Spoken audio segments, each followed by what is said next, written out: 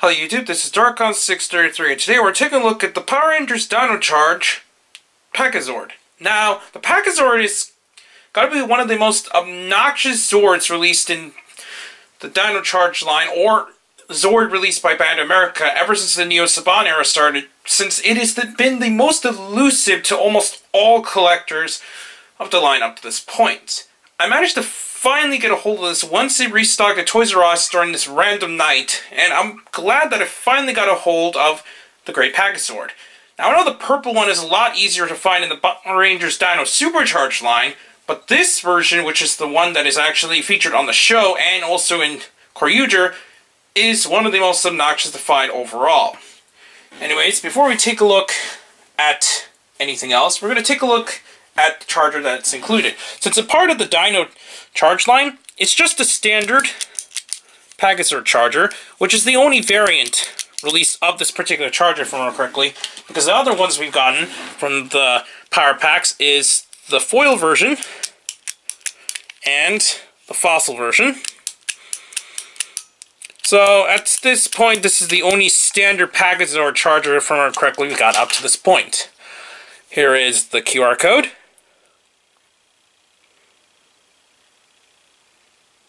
And now we're going to take a look at it in the morpher, which will make the exact same sounds as any of the other previous Pachy Zord chargers.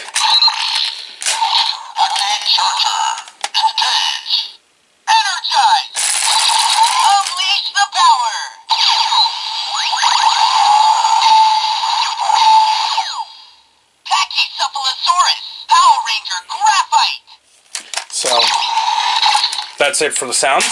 And now, before we go into the Zord, we'll take a look at the box.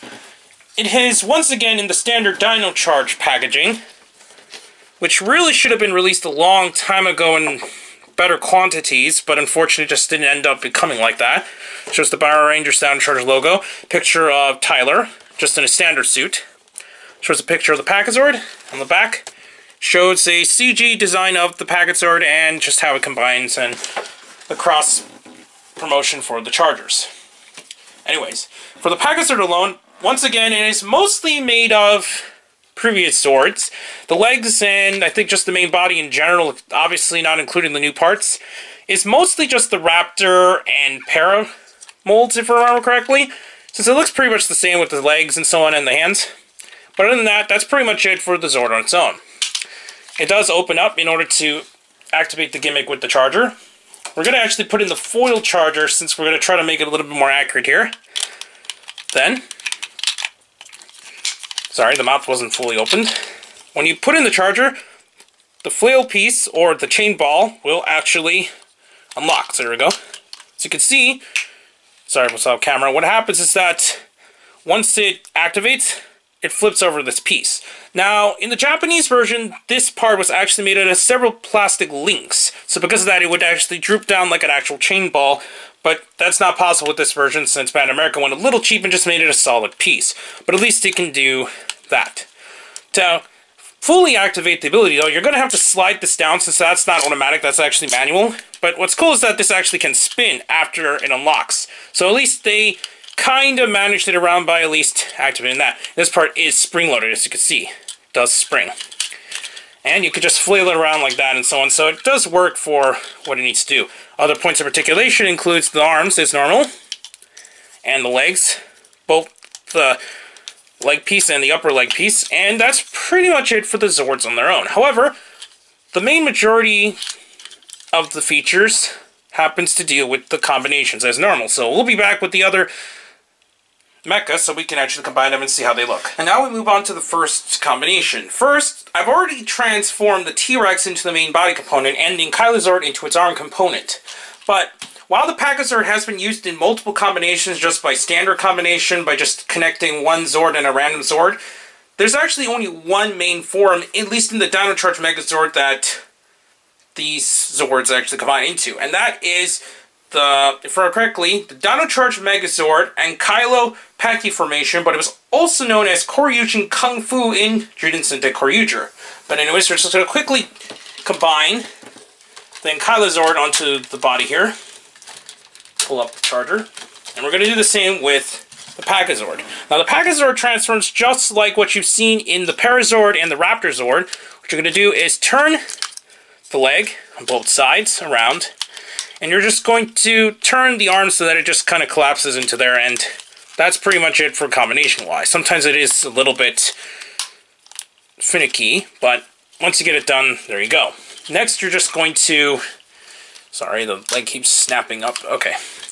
Snap this into place, and now we have the full formation. And I'm really glad to finally be able to initiate this combination, since this was actually one of my favorite combinations in Rajio, since I just like the fact that it's kind of a little bit more of a powerhouse out of all of the main combinations, since it had both the chain ball attack and the hammer. So it did a lot of damage, and it was used quite a bit in Rajio and also in Dino Charge, so it is really nice to finally get a hold of this. However, this isn't the only main combination, since we'll be back with the next combination with the Pachy Zord. Now we got the Pachy Zord, so we can initiate the Pachy Charge Megazord Dino Pachy formation. Now, I wasn't able to show the full combination previously, since I did not have the Pachy Zord, so that is why I omitted it in the Pachy Zord video, which I mentioned earlier. But now, since we got the Pachy Zord, we can finally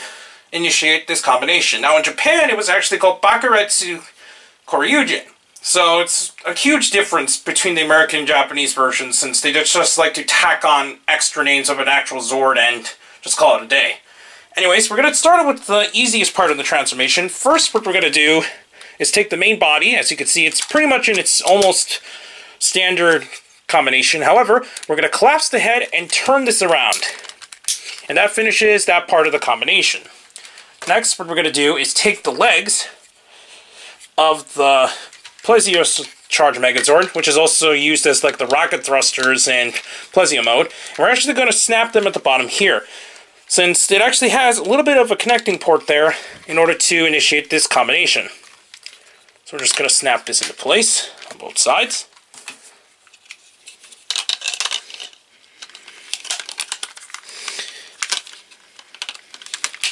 And then technically the tail actually is just supposed to slide in as if you're just going into standard T-Rex mode. So that's it for the tail. Next, we're going to take the main arm components. We're going to turn these around, and then these will actually snap into place here on both sides. So it looks like that. We need to make sure that these components, which are normally supposed to be out, but I forgot to transform it back earlier, and we're going to slide them down, so just to show how it looks like when you transform that piece. We're just going to snap these here, since these will unfortunately just kind of sit there. They don't really do anything on their own, so we're just going to snap these into place. And we're going to make sure that we plug this on top here. So now we got that taken care of. Just to show how it looks like here. Unfortunately, I'm not able to get it fully in the camera at this moment. So now, what we're going to do is take this adapter piece, and we're just going to snap it down here so that it kind of closes out some of the kibble area. I'm going to take the main Pachy Charge head, and we're going to attach it as one of the arms. And this is a component which I wasn't able to do originally, since we now have the Pachy Zord in order to fully form this combination. So we're just going to snap it into the Zord pillar ports, or the Dino Charge ports, or whatever you exactly want to call this, up here. We're going to slide in the charger, and to finish it off, we're going to plug in the head. So here, what we're going to do is, normally the Pachy Charge Megazord's head looks like this. However, on the back, you're actually going to open these components and reveal a secondary head for this combination. So now, plugging that in, it will finish off the combination. Now we got a full look at the Pachy Charge Megazord Dino Pachy formation. So this is actually a really crazy mode, since it's got a whole bunch of components just kind of sitting there as kibble, and it looks pretty intimidating. But unfortunately in this mode, the articulation is a bit strange, since a lot of the components get in the way, and it's kind of hard to move parts without things kind of flying around if you're not careful. This formation actually stays in together pretty well. It's just parts will start flying if you kind of move around the pieces too much, so there isn't a whole lot of mobility you're going to get in this mode. However, there is one other main combination with another Zord that's released in the line.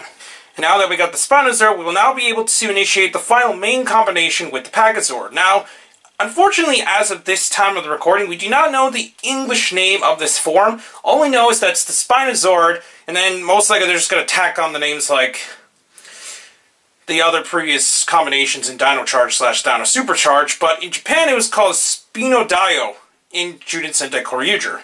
But anyways, in order to initiate this main combination, what we're going to do is take the Zord, and it's actually going to become one of the arms, and then we're going to take Pachy Zord, which will actually form the other arm.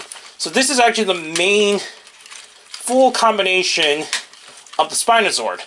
So at this point, we do not know exactly how this is going to be used in the American footage, but it is still cool to finally see the release of an American counterpart of this combination, since the Japanese release is really expensive even to this date. We're just going to quickly take the tailpiece of the regular Dino Charge of Megazord, and that pretty much finishes off the combination.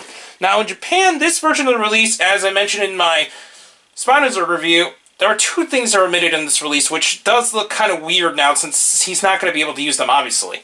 One of them was the fan, which I'm going to mention again, which did get turned into a blaster. I guess I could just kind of plug this into one of his hands. Probably easier in the Zord hand, since we have this large flail weapon for the Pachy Zord. And it just slides into the hand like normal, so there we go. And the other weapon that was omitted completely was actually the boomerang that was used by this combination. But overall, I still think this is a really nice Zord, and it actually looks really cool in a lot of the combinations. Now we're going to take a look at all the Zords released up to this point, side by side. And here we have all the Dino Charge Zords released up to this point, side by side. Now, while the Pachy Zord is still the most problematic Zord to collect, overall, Bandai America's done a very nice job releasing the Zords otherwise, and I think this is a very impressive collection that Bandai America has made to this point for even Zords up to this point, ever since the Neo Saban era started. Now, I really enjoy all these Zords, even though obviously they have some limitations in designs due to either budget restraints or various other things in just the design. But besides the little minor problems, I think Bandai America's done a very nice job designing all these Zords together, and it's really nice to finally have the Zords together in one collection. Now, obviously this does not include the Dinosuchus and various of the other non-show Zords, which I'll probably get at one point, but this pretty much finishes off what's released up to this point. We have all 9 Dino Chargers and each of the individual Zords back to back here, and I cannot wait to see the Titanozord to finish off the in-show collection for Dino Charge and Dino Supercharge. So I highly recommend picking up all these Zords, since they've done a very impressive job putting them together, and it's just really fun to mix and match some of the parts and so on. And I highly recommend it. Anyways, please comment, subscribe, and check out Hirotaku. Also, please check down the other channels down below. And please check me on Twitter under Darkon633, and I'll be back to bring more Dino Supercharge and Dino Charge reviews in the future. But for now, I'll be seeing you too. Bye.